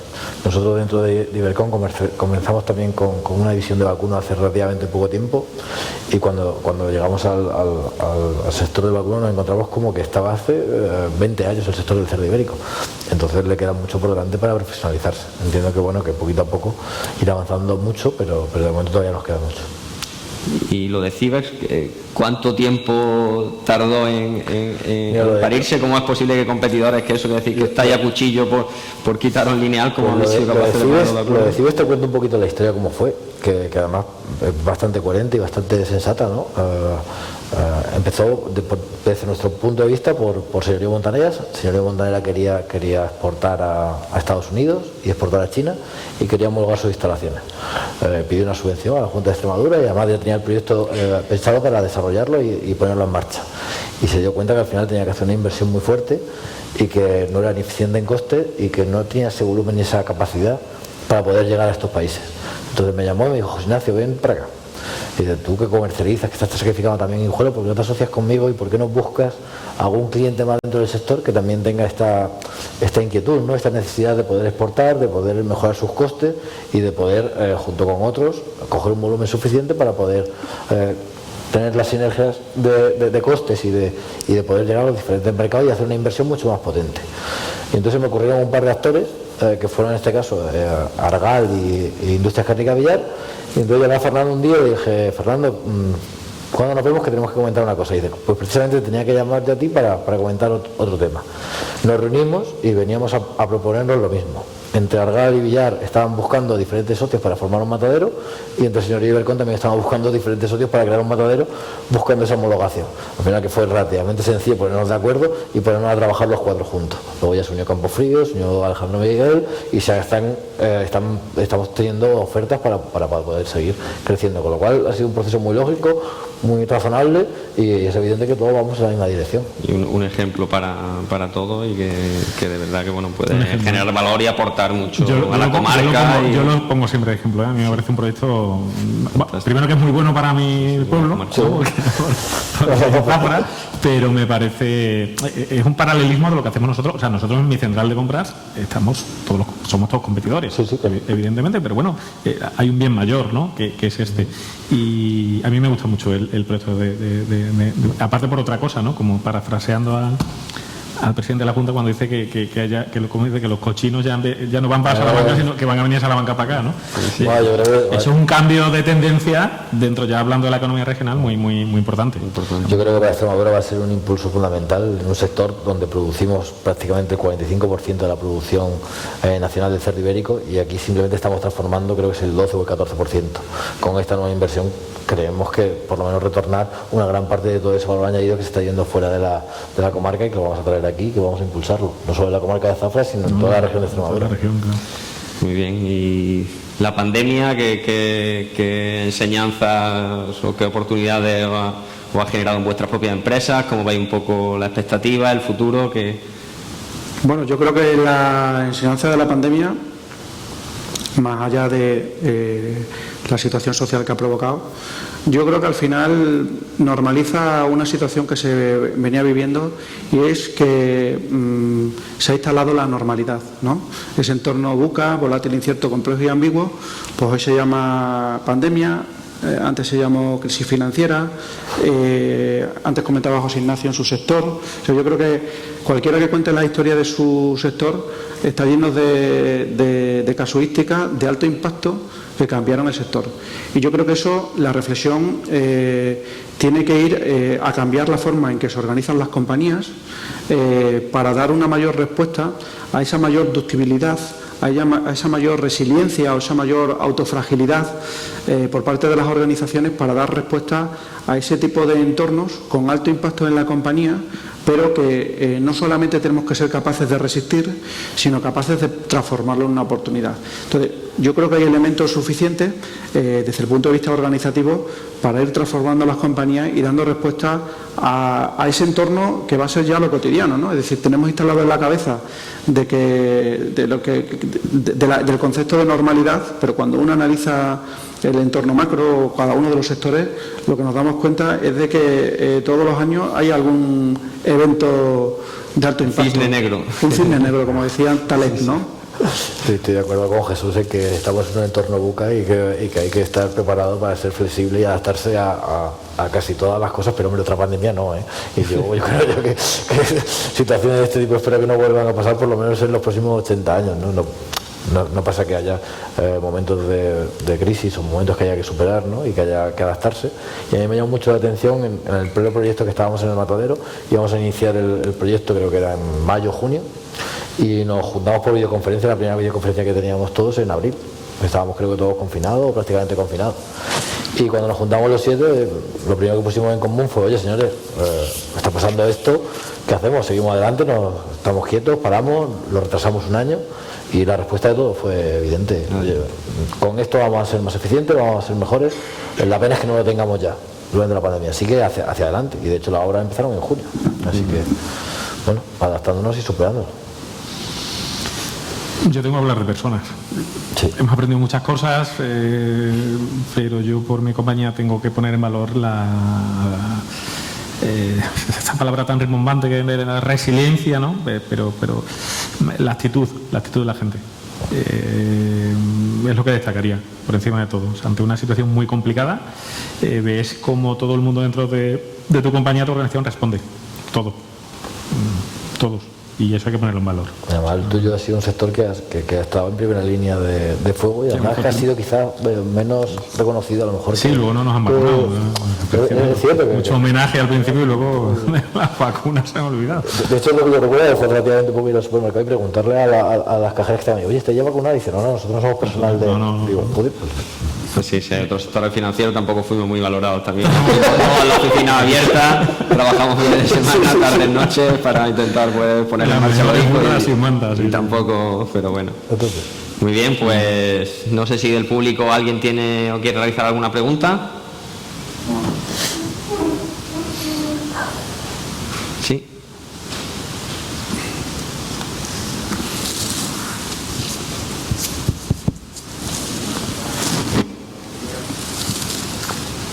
A ver. ¿Nada?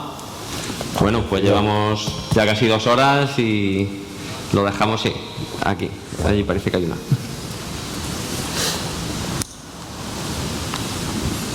Hola, bueno, ¿se oye? Sí. Buenas tardes. Una pregunta para Jesús del Grupo Previn sobre el tema de la financiación de esta empresa a través de un fondo de inversión. ¿Cómo hace una empresa como Previn para obtener esa financiación? ¿Dónde tiene que acudir o cómo se tramita ese acuerdo con el fondo para que entre el capital y financie ese crecimiento de la empresa? Gracias. Vale, había una consideración previa que desde el punto de vista de los inversores de los fondos se están centrando cada vez más en los elementos ODS de Objetivos de Desarrollo Sostenible, y en Extremadura, por ejemplo, todos los sistemas ecológicos, agrícolas, y de sostenibilidad, creo que tenemos una región que está en el punto de mira de ese tipo de procesos, ¿no? En España hay distintos tipos de fondos, dependiendo del tamaño de inversión, pues se acceden a un tipo o a un perfil de fondo, y básicamente al final consiste en presentar tu propuesta de valor y hacer una ronda entre los fondos seleccionados para que al final pues decidan invertir en tu compañía, mirando por un lado la parte financiera, pero sobre todo cuál es la propuesta de valor por parte del fondo y por parte tuya. Pues yo aprovecho por aquí una pregunta para Óscar, de Líder Aliment. ¿Tenéis pensado expandiros por el resto del país? No solamente lo que es el suroeste. Buena pregunta. Expandirnos por el resto del país supondría cometer algún tipo de operación inorgánica. Nuestro modelo de crecimiento nosotros lo llamamos mancha de aceite, es decir, nos vamos expandiendo en nuestro entorno, pero hay un límite geográfico a partir del cual tu logística no es eficiente. Si yo quisiera crecer, por ejemplo, Castilla-La Mancha, no podría crecer desde mi plataforma de Zafra. Y tenemos una plataforma logística muy grande, tenemos 2, pero no podría por distancia. ¿Qué tendría que hacer? Abrir otra plataforma allí y empezar de cero. ¿Qué ocurre? Eso no. Por eso hay que saber cómo tienes que crecer. Eso que yo planteo no sería inteligente, es decir, hacer una plataforma logística para empezar de cero, pues igual no es inteligente. Igual lo que es inteligente es hacer algún tipo de acuerdo con algún operador de alguna zona a la que tú no estés. Y de momento no hemos pensado nada. Muchas gracias. Gracias. ¿Alguna más? Por allá al fondo.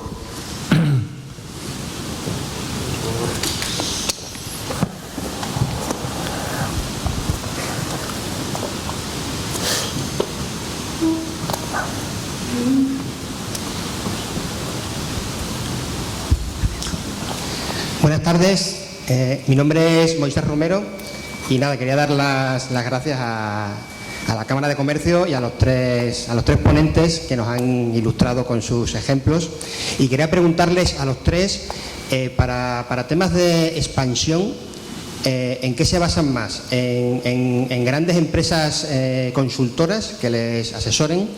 ¿En fichar a directivos de otras empresas que tengan experiencia, o buscan capital humano dentro de su ámbito de actuación, que en este caso sería más Extremadura? Bueno, pues yo creo que es importante que haya un equipo directivo sólido dentro de la compañía, porque al final el proceso de crecimiento tiene que estar soportado en lo que la compañía históricamente ha hecho. En relación a los asesores, hay multitud de asesores, desde los más conocidos tipo Garrigue o Deloitte, KPMG, etcétera, pero yo hay un tema que incorporaría desde el punto de vista de valores, es que el asesor sea independiente. Te puedes encontrar en los procesos de build-up el típico asesor donde tu cliente, tú no eres su cliente, sino el cliente es el deal, el hacer la operación. Entonces creo que es importante a la hora de seleccionar dentro del pool de asesores, más grandes, más chicos, ese criterio de independencia, para que al final no se precipiten cosas que no sean buenas para la compañía. Evidentemente lo que dice Jesús es totalmente razonable, ¿no? Nosotros, dentro de nuestro crecimiento, lo que estábamos mirando es primero internamente y luego ya salir a buscar ya no solo consultores, sino a lo mejor algún experto o alguna persona que sí que haya desarrollado una actividad muy parecida en el mismo sector, en otra comunidad o en otra compañía, ¿no? Nosotros, el tema de la consultora, de momento la experiencia que hemos tenido no ha sido buena, y de momento, bueno, pues no sé si no hemos dado con la consultora adecuada o con el equipo adecuado, pero desde luego nuestro crecimiento, nuestra filosofía va por otro lado. Nosotros tenemos una teoría que es que, o sea, no hay ninguna consultora que sepa más que tú de tu propio negocio. Entonces, fíjate de ti y de tu equipo y de tu de tu criterio, ¿vale? Nadie mejor que tú conoce tu empresa, conoce tu sector, conoce tu competencia. Tú debes marcar el camino, ¿vale? Las consultoras están para otra cosa o para otros mercados más lejanos, pero nosotros, te falta un cuarto elemento, que nosotros tiramos mucho del talento interno, o sea, de la gente de dentro. Nosotros tratamos de crecer con la gente de dentro. Evidentemente, llega un momento en el que tienes que buscar a alguien fuera, pero más desde el punto de vista directivo, de apoyo, y gente con experiencia, con mucha experiencia en tu sector, que consultoras, ¿vale? Las consultoras son como los tertulianos de la radio, saben de todo y no saben de nada. Muy bien, pues nada, pues muchas gracias a los tres de nuevo, enhorabuena y que sigáis con ese crecimiento tan necesario para nuestra región y que tanto nos aporta. Gracias.